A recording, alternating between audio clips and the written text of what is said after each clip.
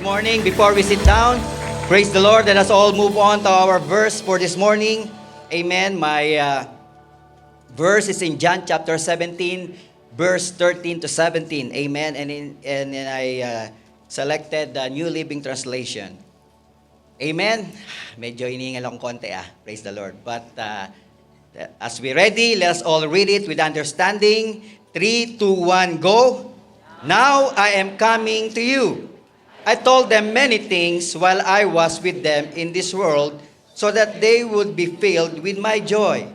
I have given them your word, and the world hates them because they do not belong to the world, just as I do not belong to the world. I'm not asking you to take them out of the world, but to keep them safe from the evil one. They do not belong to this world any more than I do. Make them holy by your truth. Teach them your word, which is truth. May the Lord add blessing to the reading of His word. Tayo pa'y makakaupo na in the presence of God. Amen. Good morning, everyone. And while we are sitting down, amen, and even our brethren who are looking for their seat, may you greet your seatmate to your left and to your right. I'm blessed that you're here today. Amen. Amen. I'm blessed that you are here. Amen. And if you, this is the best time. Amen. This is the best time that you will talk to your seatmate to the left and to the right, because once we started, hearing the word of God, no more talking. Amen. You just need to focus on the word of God. Amen. Praise the Lord. Praise the Lord. Hallelujah. And today, we are on the second Sunday of February. Amen. And we are declaring our theme, Breakthrough Purity that Honors God. Amen. And this morning, allow me to share to you my message that I have prepared. I was asking the Lord, Lord, what should I share? Amen. This Sunday. Amen. And the Lord brought me in John chapter 17, verse 13 to 17, amen, about the disciples, amen, like the disciples of the Lord Jesus Christ, God brings them to the world, amen, and Jesus Christ know that in this world, there's a lot of tribulation, a lot of problems, a lot of troubles. That's why our Lord Jesus Christ prayed to the Father, amen, and our Lord Jesus Christ is asking God, the Father, for the believers to be saved. Amen. Our God, our Lord Jesus Christ is praying, is interceding for you and for me so that we will be saved in this world. Amen. That's why I entitled my message this morning, amen, Staying Pure in an Impure World. Sabihin po natin, staying pure. Amen. Staying pure in an impure world. Amen. And as part of my introduction, makikita po natin, as a Christian, we are under a lot of pressure to live pure in this world. Would you agree with me? Amen. In this world, we are under a lot of pressure. Amen. Because not everything in this world are good. Amen. Not everything in this world are good. In fact, amen, evil does exist in the world. As you can see, amen, sin is multiplying rapidly. Amen. There are so many things that is happening in this world, and just going through to different sections of a newspaper, amen, you will know what I'm talking about. Amen. As you have read the newspaper, probably as you go to the international section, makikita po natin what are the news in there. Terrorism, war, killing. And then if you go through the national section, what you can see in there, you will see political corruptions, you will see lies, you will see scams, amen. People who are doing good, and yet, amen, they're the one who is being persecuted. As you know, what is happening in the Philippines right now, amen, to our beloved brother, Senator Joel, amen, you know his works. He's done a lot of things. And yet, people are trying to put him down. Amen. And then, if you go further on the newspaper, if you go to the local section, amen, makikita mo, there are rapes, there are abuse, there are murders, there are arson, a lot of bad things that is happening. And then you flip another more pages, amen, as you go to the business section, what you can see in there, amen, you will find scandals, fraud, graft and corruption, embezzlement. And as you move along through the pages, you go to the sports section, what you can see in there, drug use, illegal, gambling, adultery. And then, far back to the entertainment section, you will find divorce, sexual misconduct, adultery, nudity. And no wonder, makikita po natin that all of these things, we cannot really deny that the evil is already existing in this world. That's why in the verse that we have read in John chapter 17, makikita po natin, amen, that Jesus Christ prays that believers will experience joys within themselves. Amen. Even though, there's so many chaos around this world, the Lord Jesus Christ prays that all of us, as a believer of Christ, will experience joy. Amen. Joy in the midst of troubles, joy in the midst of chaos, joy in the midst of problems, in persecutions. Amen. And here, makikita po natin that the Lord Jesus Christ also, you will notice in the verse, amen, that Jesus Christ does not pray for believers to be removed. Amen. Sometimes our prayer is, Lord, when this will end? Lord, remove me from this problem. Lord, remove me from this kind of environment. But the Lord Jesus Christ, His prayer is different. Amen. His prayer for you and for me is not to be removed from the world, amen, but to keep safe from the evil one. Amen. That's why sometimes, our prayer, sometimes we thought that, why God doesn't remove me in here? Well, I think that's not God's will for you to be removed in there. Because God has a purpose for you to be there. But the only prayer of our Lord Jesus Christ is while you are there in the midst of trouble, in the midst of problems, in the midst of difficulties, you will be safe. Amen? Let us say safe. We need to be safe. Amen? Kaya nga po, makikita po natin, amen, while we are in this world, we should act differently. Amen? We may live in this world, but we should act differently. Christians should be guided by divine principles and not of worldly ones. Amen. Kaya nga po makikita po natin that we don't need to give up. Amen. If we have troubles, we have problems, we don't need to give up. Because the Bible declares in 1 Corinthians chapter 7:31 in the New Living Translation, sabi doon, those who use the things of the world should not become attached to them. Even though we are in this world, the Bible is saying you should not attach to them. You should not attach to the things of this world because this world will soon pass away. Amen? That's why if you are tired, if you are trying to give up, no, don't give up because this world will soon pass away. Amen? That's why we need to hang in there. We need to hang on God's truth. Tell it to your seatmate, hang in there.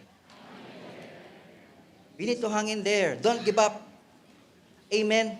Don't give up. We need to stay pure while we are in this world. Amen. Now, we talk about sin. Amen. We have talked a while ago that, sin becoming rampant in this world. There are so many, sin are multiplying. Amen. But we need to understand what is sin. What sin can do. Amen. What can sin do in our lives? What can sin do in a person? Amen? We need to understand, my dear brothers and sisters, the effect of sin in a person. Amen? we need to understand the effect of sin in people's life because many people, even Christians, doesn't underestimate the power of sin. Amen. Sometimes they think that sin is just something that you need to ignore. No. Amen. We need to understand the effect of sin in people's lives. Amen. As a believer of our Lord Jesus Christ, we need to know what sin can do in a life of a person so that we can be aware of our surroundings. Because sin is deadly. Sabihin po natin, deadly. Sin is deadly. Amen. You know, in the book of Haggai, we can see in there, God tell prophet Haggai to ask questions to a priest. Amen. There are times that God called prophet Haggai and tell prophet Haggai to ask these two questions to the priest. Amen. Makita po natin, because in those times, you know, the Jews have so many laws. Amen. Tons and tons and tons of laws. And sometimes the problem with so many laws, they don't know what's wrong and what's right. They don't know what to follow and what is not. Because there's so many laws. Amen. That's why makikita po natin, and many of these regulations had to do with become holy and become what is not holy. Amen. And since the world we are living right now is so corrupt, amen, it made perfect sense that these questions, amen, we need to know so that we can know what is holy and what is not. Amen? So what are those questions? There are two questions that Haggai asked the priest. And what's the first question? The first question is found in Haggai chapter 2, verse 12. Ano po sabi sa Haggai chapter 2, verse 12? Sabi doon, if one of you is carrying some meat from a holy sacrifice in his robes, and his robe happens to brush against some bread or stew or wine or olive oil or any kind of food, will it also become holy?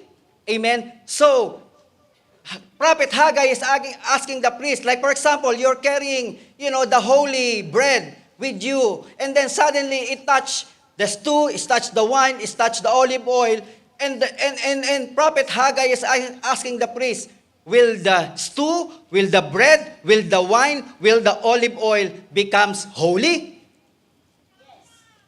No. Sabi no, the answer is no. It's very clear in there. Amen? The priest replied, no. Sabihin mo natin, no. Mali si Ami Ellen. Cross. Mamaya. Okay? This is the Bible. We cannot argue in here. It says no, no. Amen.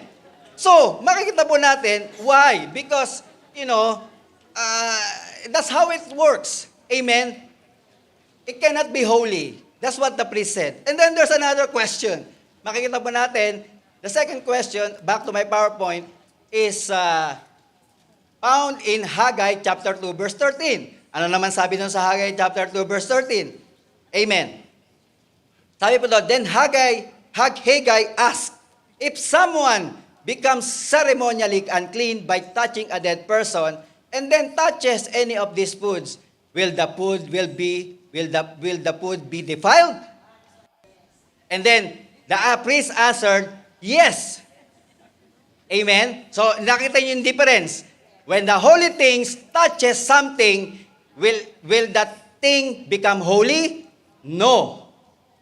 If a defiled, unclean something touches a clean food or something, will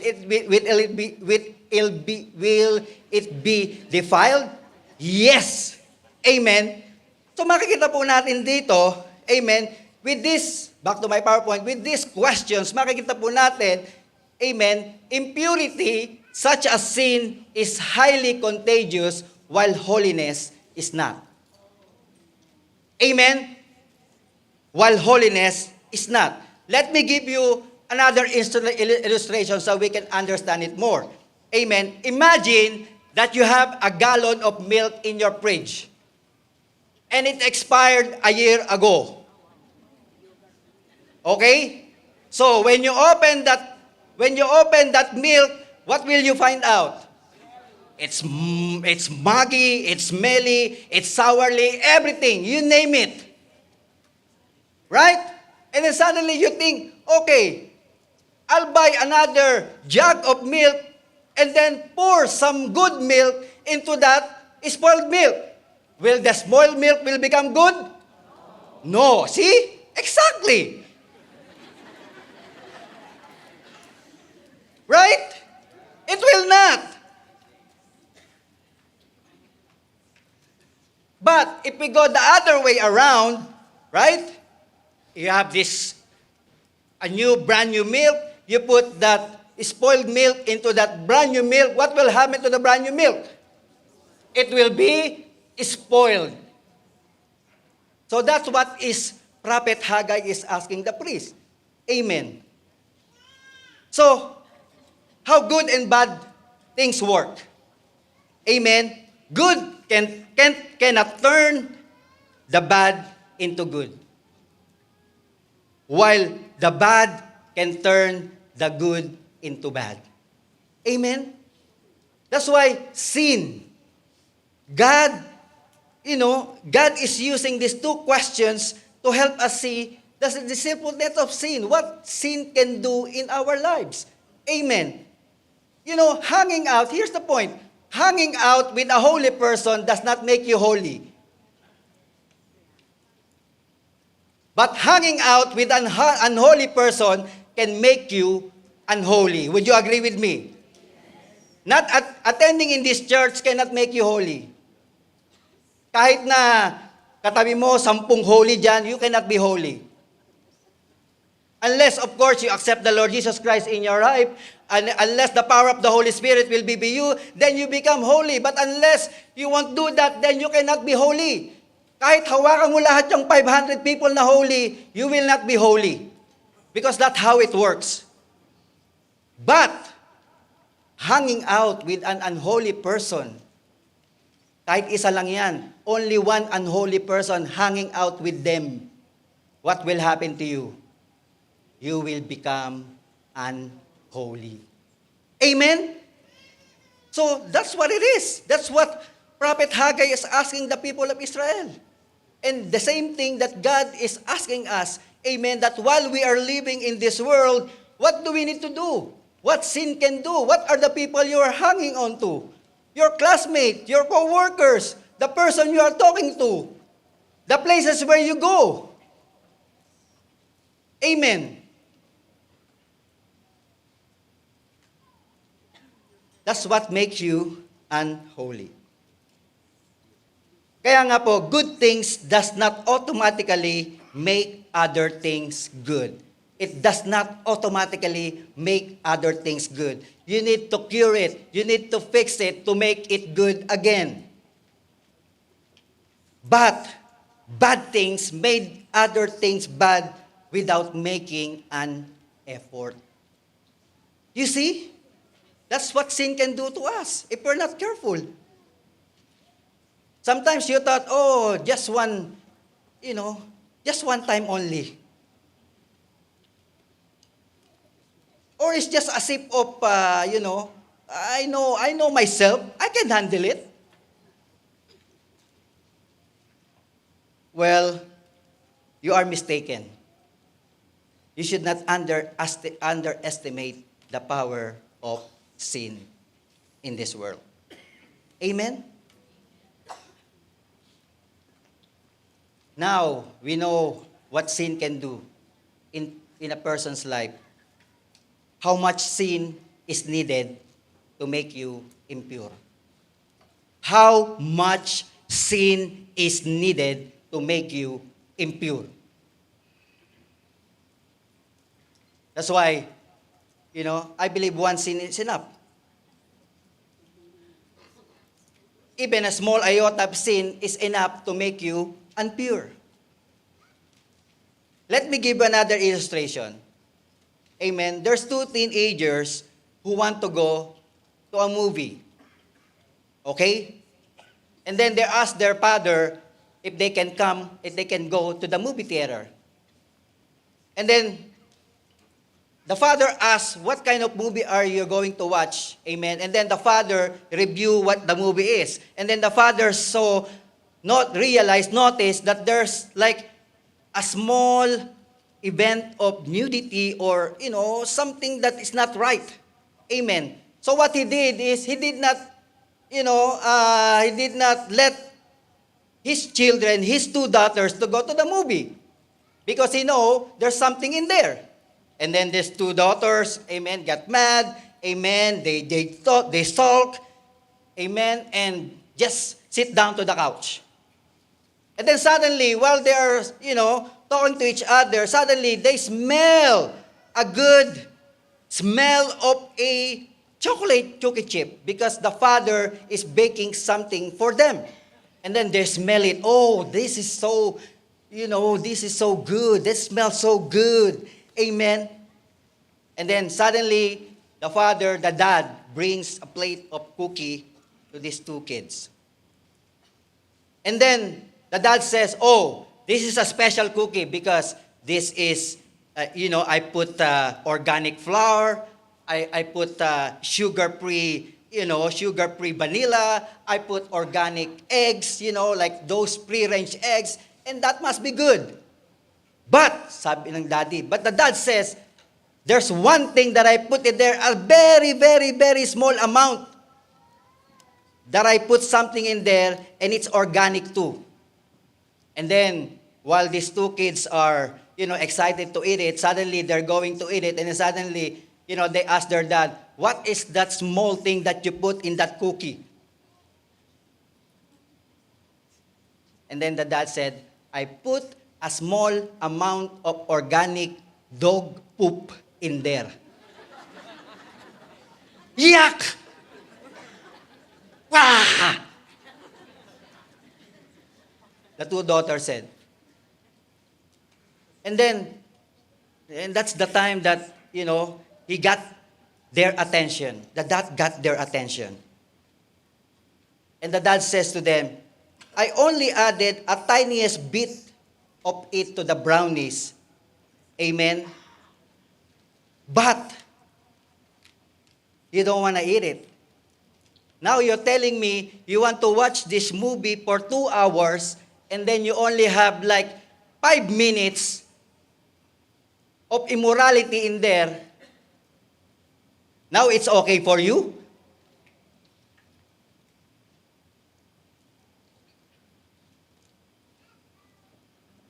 Nagigets niyo po? Sometimes we think that, it's just a tiny small bit of sin. It's okay. No, it's not. Amen.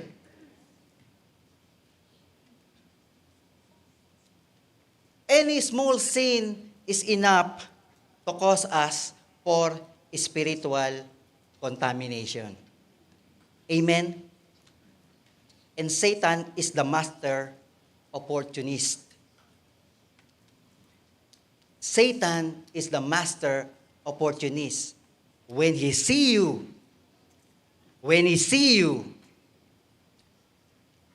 doing something, even a small amount of sin, he will come in. Look at David. When he sinned, do you think it started with murder? Do you think it started with adultery? No, it started by laziness. Sometimes, that's why you think, not going to the Bible study because you're tired, you're lazy. Amen. It's okay. The Lord will understand. Well, the Lord will understand, but Satan is looking at you. And just a small laziness, David needs to go to war. He's supposed to go to war. And what he did not go to war. He just went to the terrace, sit down, relax, and then suddenly he saw Bathsheba. When he is at war, do you think he will saw Bathsheba? No. It's the same thing. Right? That's why we need to be careful of what we do in this world. We need to be careful who we hang out to. We need to be careful what we look at. In the internet, in your cell phone, Oh, it's okay. I can just scroll it up. Well, you scroll it up. But, like while you're scrolling it up, it's all the same thing. It won't end. And you know how internet works now. They call it machine learning. That's what Ethan took in the university. Machine learning. What is machine learning? Machine learning is learning your attitude through internet. How you browse, where you go. That's how the computer works now. It study you. That's why, notice it. Just go to Walmart, website of Walmart. The next time you go to your Facebook, it's all Walmart. How does this computer know that you like Walmart? Because you went to Walmart. Right? So now, when you go to a place that you're not supposed to go, nudity, gambling, and then you have a tons of it, for sure. And now you're telling me, oh, it's just a small thing. No. One sin is enough. Small sin is enough for us to be defiled. Amen? That's why Ephesians chapter 4, verse 27, the Bible is saying to you and to me, do not give the devil a foothold. Let's say foothold. Amen? Do not give the devil a foothold. Do not give the devil something that he can enter into your life. Because once you open a small window, he will open it wide and come inside. Amen. He will take over your heart. He will take over your mind. He will take over your soul. He will take over your body. That's why, do not give the devil a foothold. Tell to yourself, do not give myself, devil, a foothold. Tama ba yung English? Mali. Tell it to your seatmate, do not give the devil a foothold. Do not give. Even though a small sin, amen, it will defile us. And even in Genesis chapter 4, verse 7, sin is always waiting. Always remember this. Sin is always waiting. Parang terrorist yan. Just like a terrorist. It's just wait for the right time. You know terrorists? They don't just do whatever they want. They plan, they wait. You know the 9/11? Those pilot who crashed their plane on the building, they even studied in the USA as a pilot. For how many years? And then when it's time, it's time. It's the same thing with sin. Sin is there waiting. And the Bible is saying, if you do what is right, what will you not be accepted? But if you not do what is right, sin is crouching at your door. Sin is crouching at the door of your heart. Amen? It desires to have you. Kukuhanin ka niyan. It desires to have you. But you must rule over it. You must rule over it. Even though the sin is there crouching, even though the sin is there waiting, you have lots of temptation, you must rule over it. Amen? Now that we know what sin can do and how much sin do we need to get defiled, then we know that sin is dangerous. Amen? We cannot play with sin. We cannot play with sin. Because once you're in there, you will be in big trouble. And some, they can't. It's hard. And sin begetted, is that the right word? Begetted? Nanganganak. Sin beget sin. Just like David, because of the laziness, what happened? It begets another sin, adultery. It begets another sin. Why? Because Bathsheba is married. So what's gonna happen? Bathsheba need to be, free. What happened? From laziness, become adultery, then become murder. He let Uriah died in the war. He asked Joab to put Uriah in the front so that he will be killed. And then it begets what? Hypocrisy.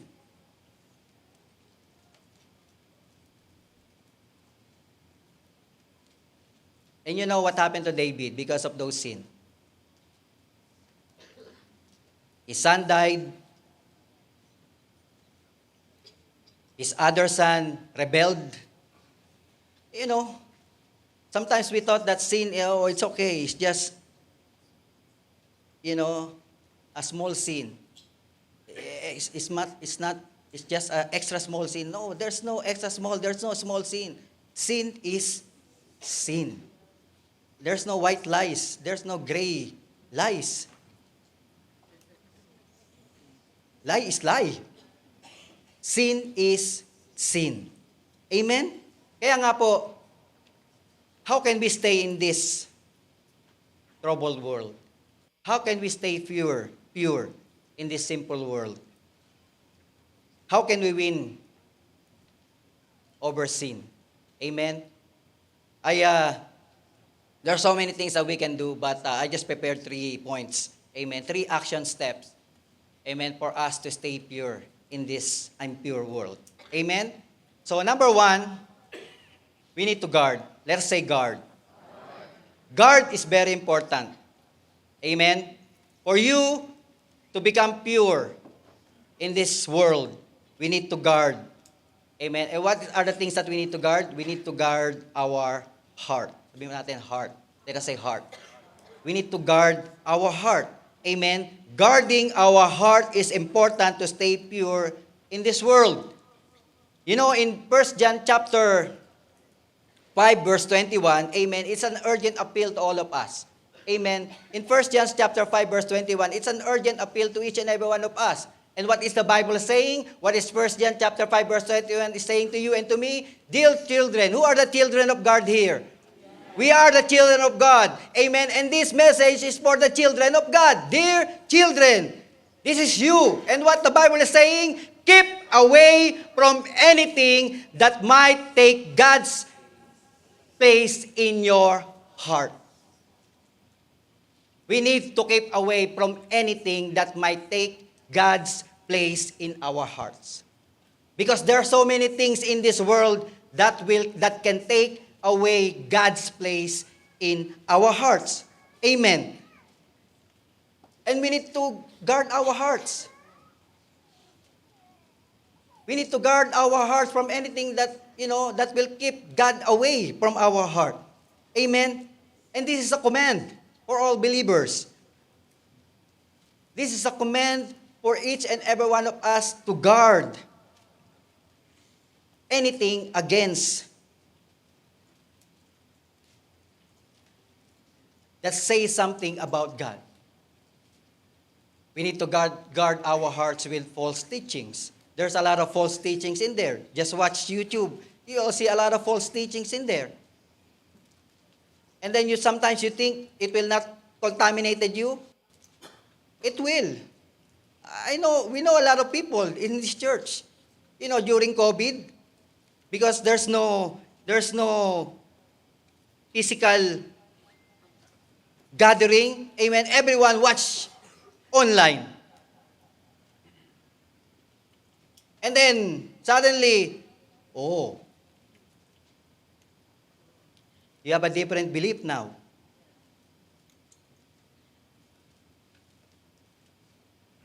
Your belief now is okay, to commit sin because there's God's grace is so much. There's extreme grace. And then there's another teaching in there, that you are predestined. That if you are predestined, whatever you do, you are selected, you are chosen. That's why you can commit sin whenever you want. You're committed, you're selected anyway. And then they're not in the church anymore because their belief is different from our belief now. Right? That's why we need to guard our hearts with false teachings. To be safe, you need to read the Word of God. You confirm what, the preacher you are listening to, confirm it in the Bible. And if you have the Holy Spirit in your heart, you will know it will contradict. It will contradict what that other people saying. You know it's wrong in your heart because you have the Holy Spirit in your heart. Amen? And the Bible also said, test the Spirit. We need to guard our hearts, guard ourselves with false teachings. Even we need to guard our hearts with material pursuits. Amen? Guard our hearts with money. It's not bad to have money, but for the love of money is the root of all evil. So if you only think about money, then that's where the problem comes from. But it's not bad to have money. Material pursuit. What is our pursuit? What is our priorities? What is our decision? Amen? We need to guard our hearts. We need to guard our hearts with pride, with vanity, just focusing on reputation, focusing on yourself, focusing on professional advancement. Oh, this is good. When I become like this, amen, I'll have a lot of money. How do you know? A lot of masters, a lot of PhD don't have work. They spend 16 years of study. And then you're telling me, how do you know?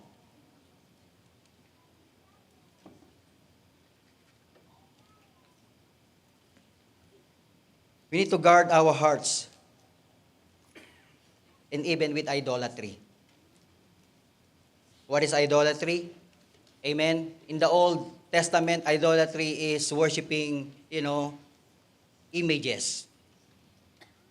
Curved images. But in this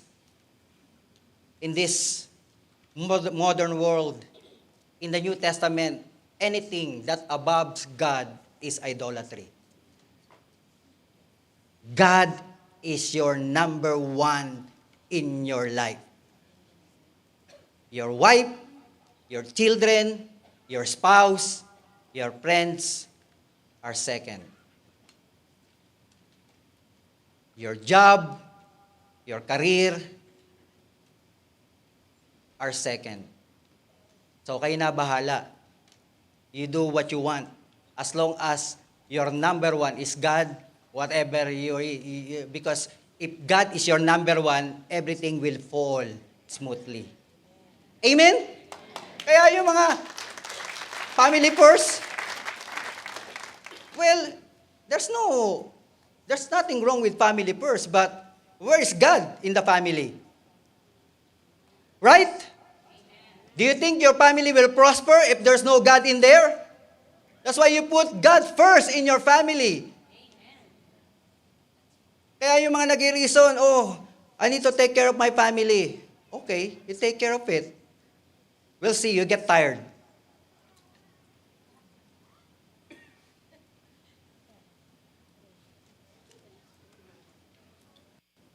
Amen. Kaya nga po, anything, idolatry, is very deceiving. Elevating spouses, children, friends above God is idolatry. Kaya nga po, the Bible is saying, keep away. And we need to keep away. We need to guard ourselves. Amen? And it's our personal responsibility. It is our personal responsibility. It is our responsibility to keep away. Amen? Like me, I can tell you, I can teach you what need to do, but it's still your responsibility. Amen? Would you even listen? Would you even agree to what I'm saying? It's your responsibility. Amen. It is your responsibility to be vigilant and make decision to avoid anything that are impure in this world. Amen? So how can we guard our heart? And these are all basic. We always hear this. Every year and year and year, we always hear this. That's why I'm just gonna, just brush through on all of this. How can we guard our heart? Amen? Immerse yourself in Scripture. You always hear this every Sunday. Read your Bible. Devotion. Immerse yourself into Scripture. That's why Psalms 119 verse 11, the Bible says, I have hidden your word in my heart that I might not sin against you. See? If you have hidden the word in your heart, then you will not sin. You will not fall into that sin.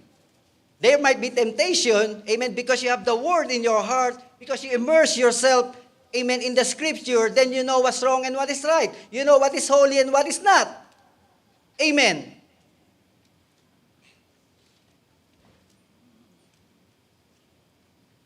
And then, on my PowerPoint, be consistent in your prayer. Amen? Prayer. Prayer is important. Amen? But there's people who don't pray. We wake up in the morning. What the first thing that we do?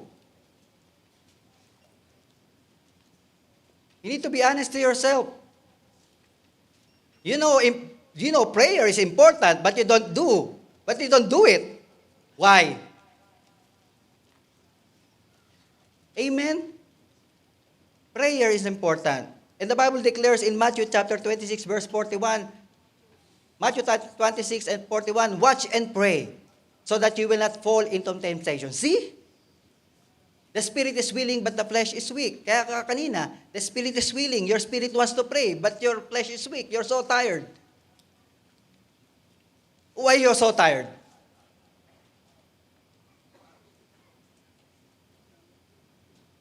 Because you work so hard. Because you watch so many K-dramas last night. Oh, one more. I know. I cannot wait. One more episode, one more episode, and suddenly you're done with a 12 episode. Or you probably, you play game. I know all of that. I used to do that. When I was young, I played till 4 a.m. online gaming. That's why I know the urge, everything. But you must rule over them. Amen. And you need to pray. Thirdly, amen, choose wise company. Sabihin natin, wise company. Choose wise company. Who are your friends? Tell me who your friends are and I'll tell you who you are. Wow. Hindi akin yun. Just a quote. But that's the reality. That's a fact. Who are your friends? When you are with your brothers and sisters here in the church, are you happy? And some are not. But when they are in their friends, they're hanging out with their friends, right? They're happy. And then you want to be pure. Amen. But the Bible declares in 1 Corinthians chapter 15, verse 38, do not be misled. Bad company corrupts good character. It's the same thing. It's the same idea with the sin. Amen. If you keep hanging out on the bad company, it will corrupt your good character. Kaya kahit pumunta ka sa church every Sunday, perfect attendance, prayer revival meeting, Bible study, worship and healing service. But if your company is corrupt, it won't do any good. Amen? Next, assess your motive. What is your motives? That's why every now and then, we should utter the prayer of David. In Psalms chapter 139, verse 23, Lord, search me, O God, and know my heart. Test me and know my anxious thoughts. Lord, search me. What's in my heart today? Why am I doing this? Why am I feeling this?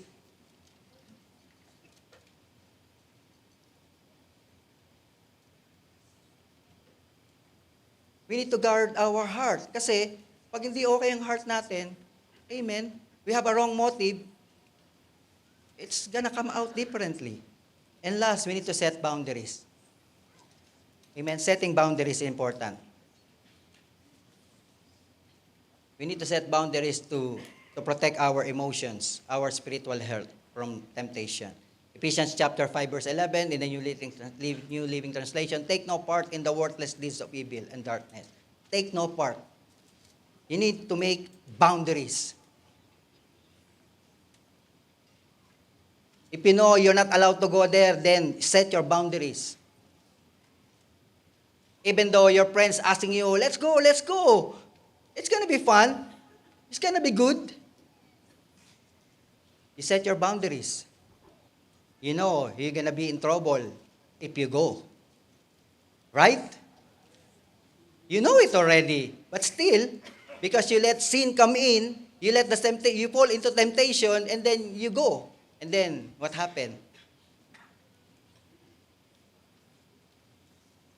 Some people go to the Philippines. When they come back, they are a different person. Why? Because when they come home, they see their old friends. Oh bro, tumatay dyan! Bro, hindi na ako eh. Ayoko na. Ano na ako? Kristiyano na ako. I changed already. Yeah, it's okay. Just one sip. It won't do any harm. Oh yeah. Natatawa kayo, no? That's the reality. It happens to me too. When I was, a newly born-again Christian, I go home and then meet all my friends, my high school friends, my college friends, my Toma friends, mga basogolerong friends. Lahat yun. Amen? But if you can rule over it, then, you can bring them to church, you can bring them to God, then it's fine. But if they're the one who will bring you to darkness, then set boundaries. Don't go. Amen? Just stay in your room and read your Bible and pray every day. Amen. Kaya nga po, we need to guard our heart. Let us say it again. Guard our heart. Tell it to your seatmate, to the left, to the right. Guard your heart. It's very important. We need to guard our heart. Second, amen. 11:20. Second, we need to run. Sabihin mo natin, run. Run. This is important. Running is important. When there is sin, here in this impure world, running is important. Amen. Two things involved here when you run. Running from and running to.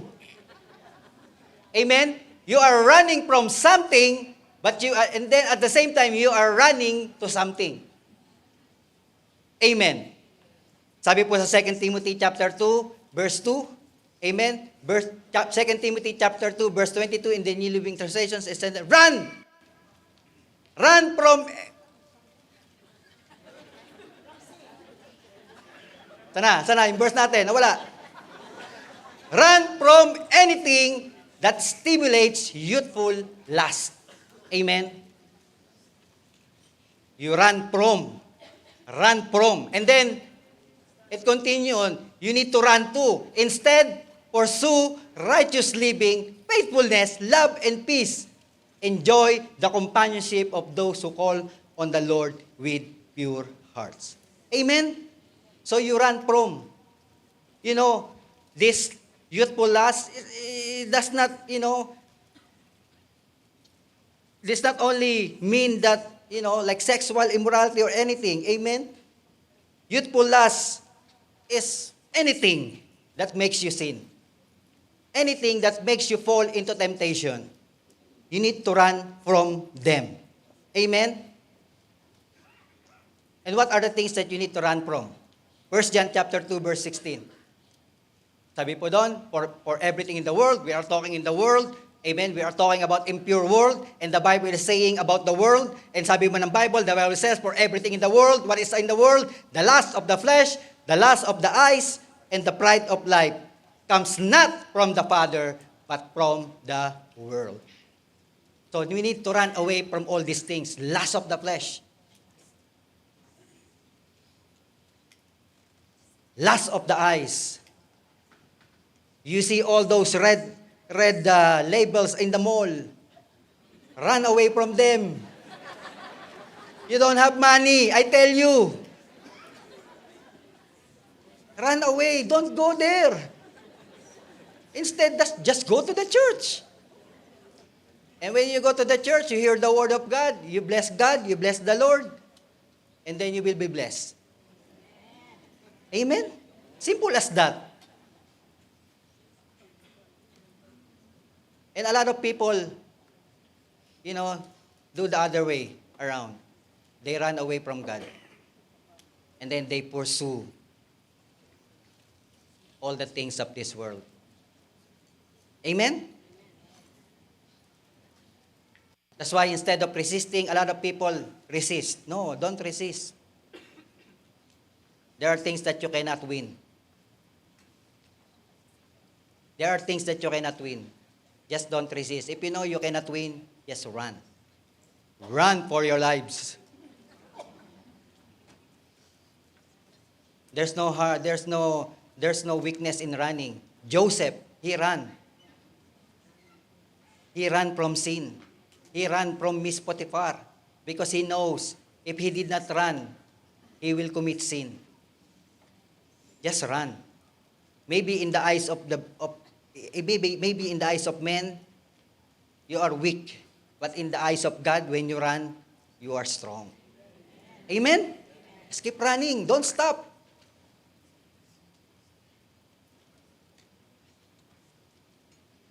We need to run to Christ. Amen? That leads us to righteous living, faithfulness, love, and peace. Amen? Simple lang naman po. Run. Last but not the least, amen. Madali lang yung pinag-aaralan natin, ha? It's simple, basic. Guard, run, and then the third one is break. Sabi natin, break. Let us say, break. Break. Break. Amen. We need to break. We need to break anything in our life that causes us to sin. Sometimes, the problem is, sometimes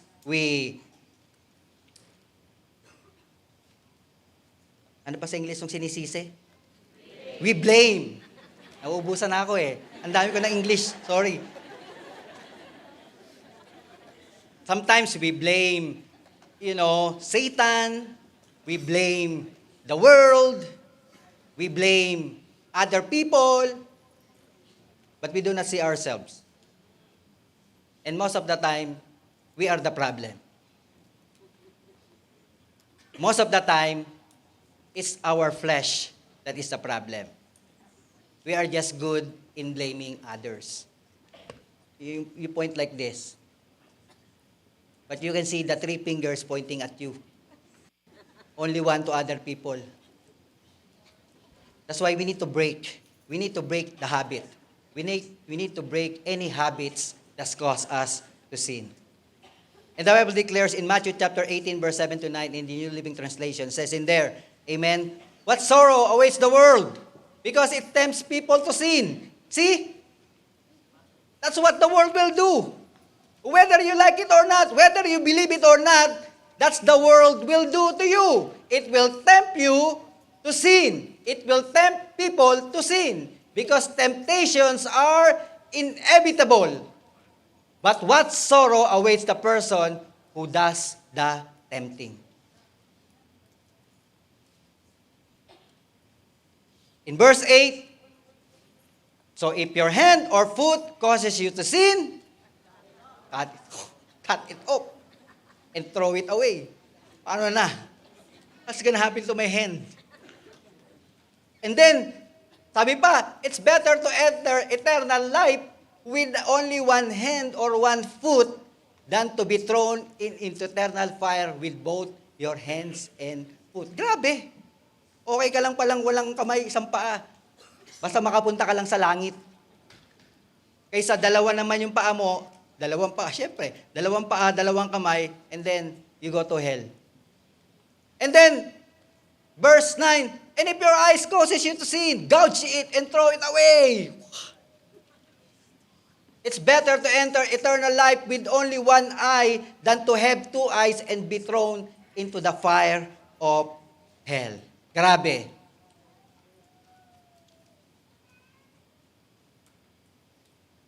That's why we need to take care of the sin in our own life. Amen? Jesus Christ is telling us to get rid anything in our life that causes sin. Jesus is not literally saying for you to cut your hand or gouge your eyes. Amen? He is not meaning to do that because it's not about our physical body. Amen? God does not want self-harm. God does not want you to harm yourself. But Jesus is talking about performing spiritual surgery in our life. Amen?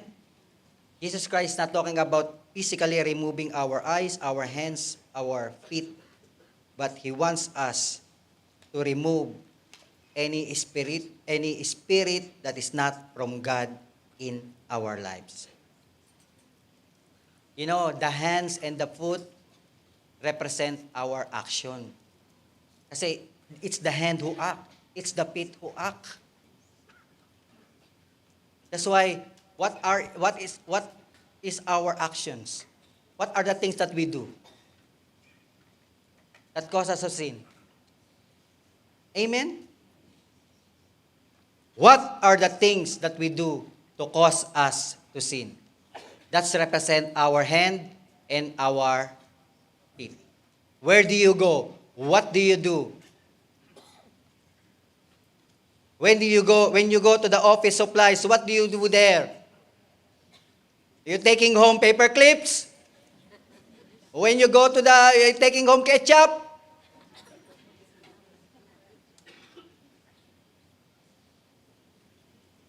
Are you taking home ball pen? Bili na lang kayo. Mura lang naman dito sa Canada eh. Amen. And then our eyes represent on what we see. Those the things that we are view. Those are the things that we think that leads to sin. Ano ba yung mga titingnan natin? Amen? Kaya, what do we look? What do we view? What is our view in life? To get rich?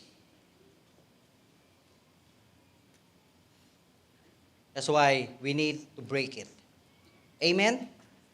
Sabi ng Bible, there are 7 deadly sins. Wow. In Matthew chapter 18, verse 7 to 19, in the TPT version, meron tayong TPT in Proverbs chapter 6, verse 16 to 19. Yeah, this is TPT, the Passion Translation. Sabi doon, there are 6 evils God truly hates. See? There are sins that God truly hates. There are evils that God truly hates. And then, a 7th that is an abomination to Him. And what are those? Sabi doon, putting others down while considering yourself superior. So this is pride. Putting others down while considering yourself superior. Spreading lies and rumor. Kaya yung mga marites dyan, mag-isip-isip kayo.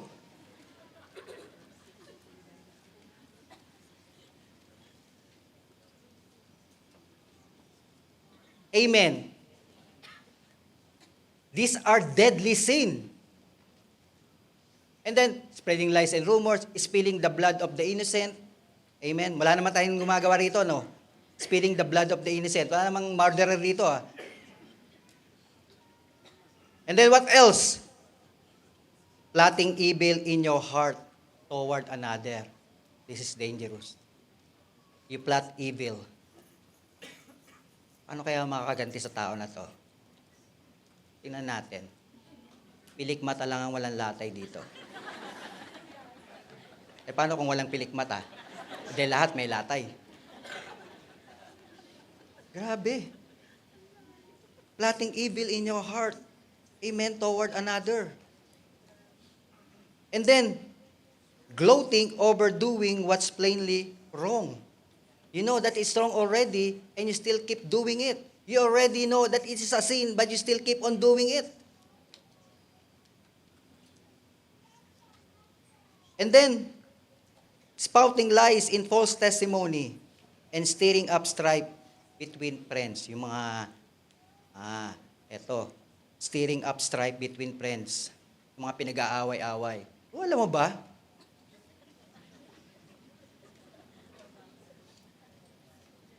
Tapos sila na nag-aaway. Tontawa ka. Grabe. These are entirely despicable to God. Amen? And then also in Colossians chapter 3, verse 8 to 10. Anong po sabi doon? Colossians chapter 3, verse 8 to 10. I'm just showing this to you so that we know. Amen? Colossians chapter 3, verse 8 to 10. Okay. That's how you once behaved. See, characterized by your evil deeds. But now, it's time to eliminate them. It's time to eliminate them. Let's say eliminate. It's time to break them. The Bible is saying, it's time to eliminate them from your lives once and for all. What are those? Anger, rage, malicious behavior, slander, and dirty language. Don't lie to each other, for you have stripped off your old simple nature and all its wicked deeds. Put on your new nature and be renewed as you learn to know your Creator and become like Him. Amen? So, we need to get rid of those. I know all of us have some point all those sins in us. God is not expecting us to be perfect. God is not expecting us to be sinless because we still commit sin. But what God is saying to you and to me that when we commit sin, we need to get rid of them. We need to repent. And we need to ask God to cleanse us. We need to ask God to purify us. You need to ask God to give us a clean hand and a pure heart and renew a right spirit within us. Amen? That's why, my dear brothers and sisters, I hope and I pray, amen, that, with this message, we learn something. We learn something about the sin. That's why, beginning today, my prayer, amen, that we don't take sin lightly. Because we know what sin can do in our lives. We know what sin, even the small, slight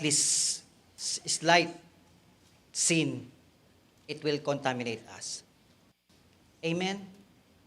And God is showing us what to do. We need to guard our hearts. In your heart, you're okay, you're not committing sin, well, good for you. But you need to guard your heart.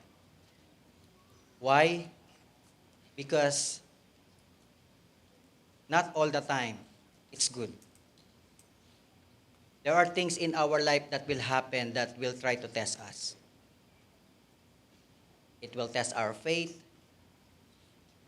It will test our belief. It will test our emotions. It will test everything. That's why it's a good thing to be proactive. Amen? Guard our hearts. We need to guard our hearts. But sometimes we fail to guard our hearts, amen, and we fall into sin. Well, it's okay. You fall into sin. But you must break it. We must break it. And that's the only time God can move again into our lives. And when we sin, we don't run away to God. We don't run away from God. We run to God. Amen? We run to God. And my prayer, amen, for us, as we have this theme, Breakthrough Purity that honors God, amen, we can become pure in this impure world. Kaya nga po, as I end, amen, all of these three things are crucial.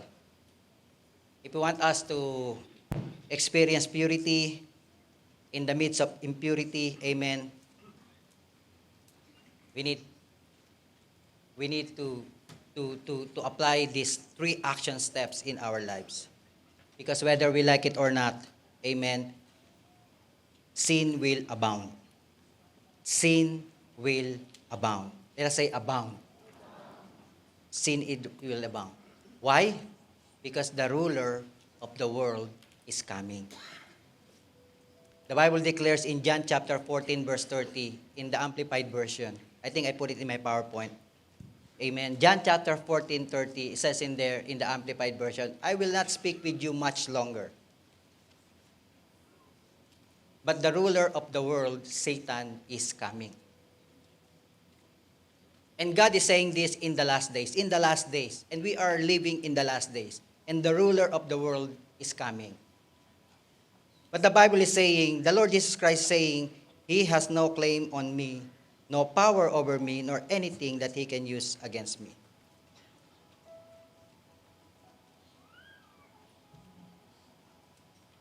And since the ruler of the world is coming, makikita mo natin in Matthew chapter 24, verse 8 to 13. Amen. I don't have it in my PowerPoint, but if we can put it in the slide, in the presenter. Matthew chapter 4, 24, verse 8 to 13. It says in there, amen, all this is only the first of the birth pains with more to come. NIV na lang po. Mas madaling basahin. All these are the beginning of birth pains. Then you will be handed over to be persecuted and put to death, and you will be hated by all nations because of me. At that time, many will turn away from the faith and will betray and hate each other. And many false prophets will appear and deceive many people. Because of the increase of wickedness, the love of most will grow old. But the one who stands firm to the end will be saved. Our prayer is, we should be all in the last part. The one who stands firm to the end will be saved. Because living a life here on earth, in this world, is a battle. Whether we like it or not. And the Bible is saying, the love of most will grow cold. That's why we need to take responsibility of ourselves. We need to take care of ourselves. Can you just tell it to your seatmate, take care of yourself. Take care of yourself. We need to take care of ourselves. We are the only one who can take care of ourselves because we are the one who make a decision to read the Bible. We are the one who make a decision to pray. We are the one who make the decision, to do the things right. That's why we are the one, not other people. That's why we need to take care of ourselves. So that in the last days, the one who stands firm to the end will be saved. And we don't need to fear. Because it's fearful. It's fearful. A lot of things that going on in this world, it's fearful. But we need not fear. We don't need to fear because Jesus is with us. We have Jesus. And the Bible declares in Romans chapter 16, verse 20, I think my last verse. The Bible says, the God of peace will soon crush Satan under your feet. Amen? Will soon crush Satan under your feet. The grace of our Lord Jesus Christ be with you. You see, that's why you don't need to fear, because the God of peace will soon crush Satan. And you will notice, amen, Satan will be crushed, not under Jesus' feet, but under your feet. It is you. God will use you. God will use you. Amen. To overcome any sin in your life. God will use you. Amen. You are the one. You are responsible. You are the one, amen, who will guard your heart. You will be the one that, that will run. You will the one that will break anything in your life. Because you are the one that will put Satan under your feet. And we will have a part in defeating the enemy and sin. And because of this, we can live in this world in purity. Amen?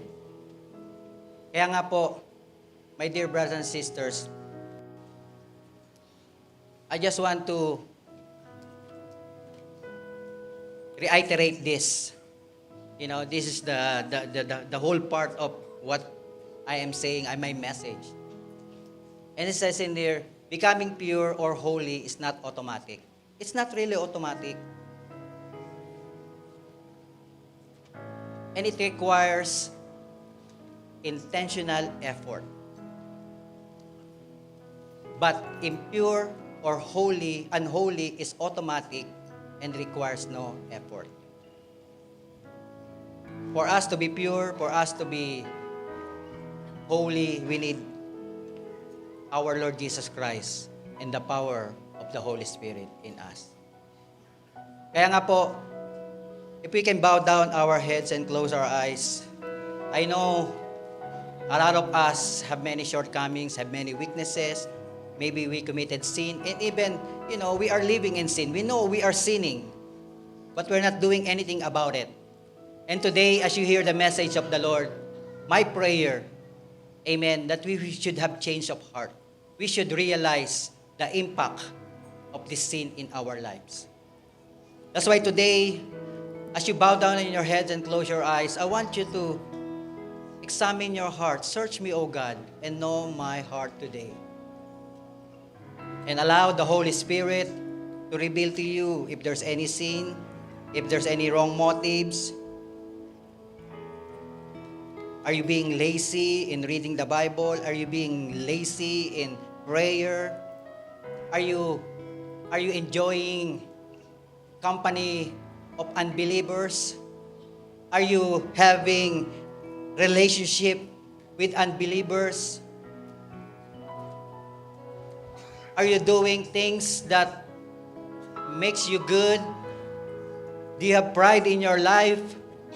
Do you pursue material things in this world rather than God? Is God the last person in your life? Are you putting your family first before God? There are so many things. That's why I want you to ask the Holy Spirit to reveal anything that needs forgiveness in your life. Otherwise, like we have heard, any small sin can make us defiled. And when we are defiled, when we are sinning, the Lord cannot hear us. Because it is the very sin that makes God does not look on us. That's why, Lord, help me. Forgive me of all my sin, O God. If there's anything that I have done, O Lord, the sin of omission, the sin of commission,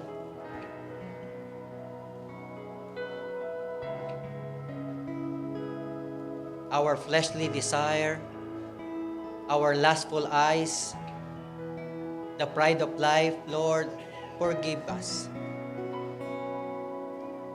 If there's any hatred in my heart, if there's anything that I have done on my brother or my sister that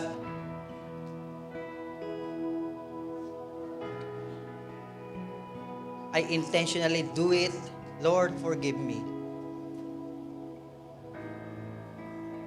And as the Bible declares in 1 John 1:9, that if we confess our sin, God is just and faithful to forgive us and cleanse us from all of our unrighteousness. And if you want to dedicate your life to the Lord, if you want to really dedicate your life to the Lord, I just want you to raise your hand, and the Lord sees you. You know, like we have said, it's your action. It's your intention.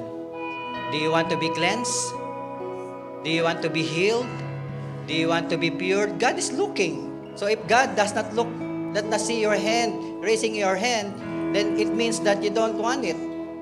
That's why if that's you, raising your hand, I want you to follow me in this simple prayer. Lord Jesus, Lord Jesus, I acknowledge I acknowledge that I have many sin, that I have many sins, that I committed sin that I committed sins willfully and unwillfully. willfully and unwillfully. That's why, Lord, today, My Lord, today, I ask for your I forgiveness. ask for your forgiveness. Cleanse me, Lord, Cleanse me, Lord, from all of my for unrighteousness. all of my unrighteousness. Purify my hearts, Purify my heart, creating me a clean hand, creating me a clean a pure heart, a pure heart, and renew a right spirit and within renew me. a right spirit within me. And today, Lord, And today, Lord, I open my heart to I you. open my heart to you. Be my Lord, Be my Lord, be my Savior, be my Savior, be the master of my life. be the master of my life. Make me holy today Make me holy by the today power of your Holy by Spirit. the power of your Holy Spirit. And beginning today, Lord, And beginning today, Lord, help me, Lord, help me, Lord, to live a life to live a life that is pleasing unto you. that is pleasing unto In you. Jesus' name. In Jesus' name. Amen. Let us all stand and sing one song to the Lord. Hallelujah. Hallelujah. Hallelujah.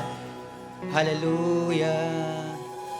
Treat me back from all my pride, my possession. Hallelujah. With all I want and all I seek is your presence. All I want and all I seek is your presence. Strip me back, Lord, from all of my pride. Strip me back of all my pride, my possessions.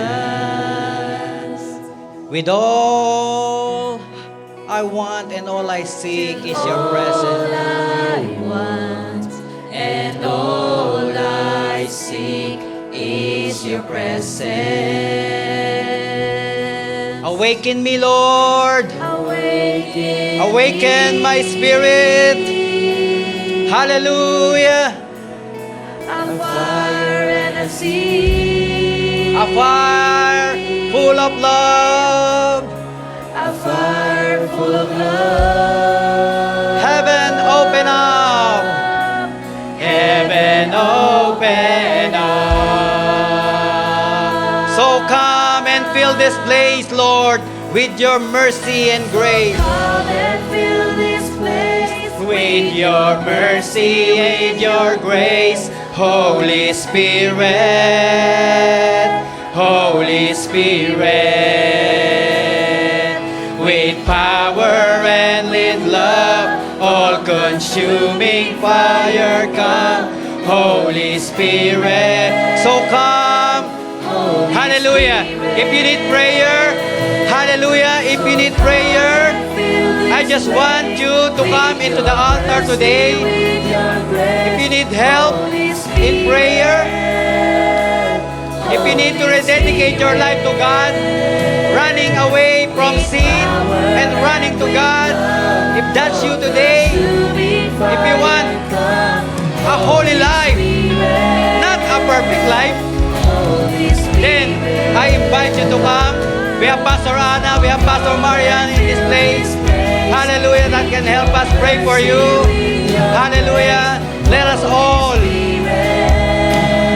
acknowledge our weaknesses, that we are weak, that we need help from God.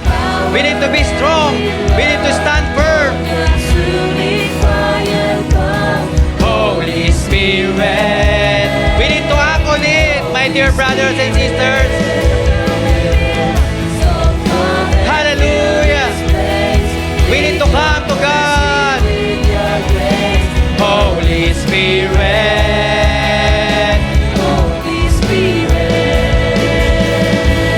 With Hallelujah. And if you are sick, all these sicknesses that makes you down, if you are sick, Holy Spirit. I need you to come to.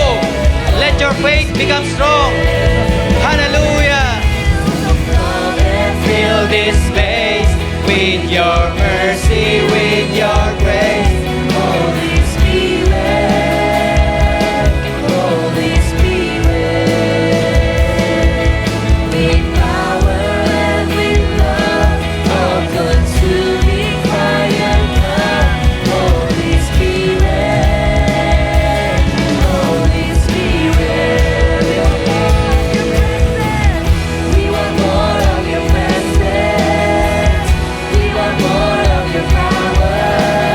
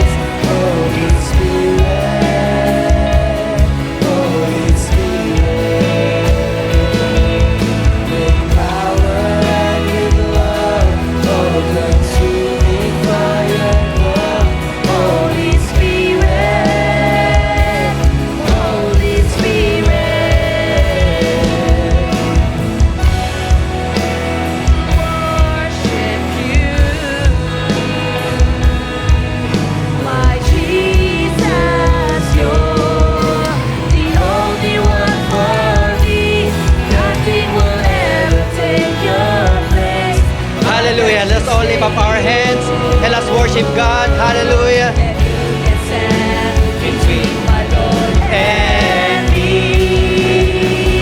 Lord, I live. Live to honor you, and I long to bring my life an offering. Take me higher, draw me deeper. I give all to be with you, and I live to worship you, my Jesus. You're The only one for me. Nothing will ever take your place, my precious Savior. Who can stand between my Lord and me? Let us all lift up our hands, Lord. I live to honor you, Lord. honor you, And I long to bring my life an offering. Take me higher, draw me deeper. I give all to be with you. I give all to be with you. Declare it with your heart. all to be with you. I give all to be with you. I give all to be with you. Father in heaven, seal all the words that we have heard today. We believe, O God, that Satan and the enemy and this world cannot snatch them away, because beginning today, we are going to guard it. We're going to run whenever there's temptation, and we're going to break any bad habits that cause us to sin. That's why today, all the words that we have heard, O God, let these words continue to empower us. Let these words, O God, continue to remind us, Lord, to be strong, to stand firm, and even to become pure in the middle of this impure world. I know, Lord, with our own strength, it will be impossible. But with God's strength, nothing is impossible. That's why, Lord, my prayer for each and every one of your children today, O God, hallelujah, may you bless them, O God, Lord, empower them, strengthen them, even our brethren in the overflow, in the live stream, O God, Lord, touch them in a very special way. And Lord, today, hallelujah, as they lift up their hands, may you lift up our hands, hallelujah, and the Lord will release your blessing to every hands that are being lifted up in this place. Whatever they need right now, may it be healing, may it be financially, may it be work, may it be papers, oh God, Lord, hallelujah. Lord, touch them in a very special way and release, oh God, the very prayer of their heart right now in the name of Jesus. And Lord, I pray as well, hallelujah, hallelujah, that there will be, hallelujah, always the top and not the bottom. Hallelujah, they will be the head and not the tail, oh God. They will lend and not borrow, oh God. In the name of Jesus, you will bless them in the city and in the country. You will bless them indeed exceedingly, abundantly, beyond their expectation in the name of Jesus. And I pray, oh God, that all these hands as well will be a blessing to many people, oh God. Hallelujah, that our lives will be a blessing to many people. That there are many peoples around us that are hurting. Many people are living in sin. That's why, Lord, use our lives for them, oh God, Lord, in the name of Jesus. And may, hallelujah, may this life, oh God, Lord, be a living testimony as well, hallelujah, to many people, hallelujah, in the name of Jesus. That's why, Lord, seal everything, and we declare your victory over our lives. Jesus is Lord over our lives. Jesus is Lord over family. Jesus is Lord over this church. And Jesus is Lord all over the world. To you all the glory, honor, praise. In Jesus' name, this all we pray. And everybody will say, Amen, amen. God bless you all po.